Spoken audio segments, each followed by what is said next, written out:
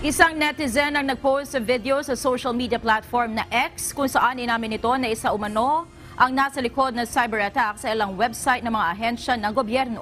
Sa video na inupload ni Diablo X Phantom, inako niya ang responsibilidad sa hacking sa website ng Philippine Statistics Authority, Philippine National Police sa Department of Science and Technology. Gayunman, nilinaw nito na wala siyang planong ibenta ang mga data na kanyang nakuha.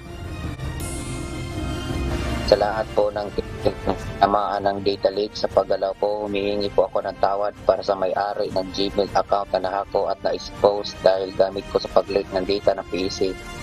Humihingi po ako ng tawad. Based po sa PSA ko ay wala naman po akong balak masamain ang data na hawak ko. Ang ginawa ko lang po ay simple lang po. Naglabas po ako ng data na mismo po sa galing sa PSA na napasok po ang kanilang sistema. Ayon pa sa nasabing hacker, makakaasa ang publiko na buburahin niya ang lahat ng data na kanyang hawak at tiniyak na wala na umanong mabubuhay pa na Diablo X Phantom sa cyberspace. Sinabi rin ito na ginawa niya ang hacking dahil sa kanyang passion at wala umanong ibang tao ang nag-udyok sa kanya na gawin ito.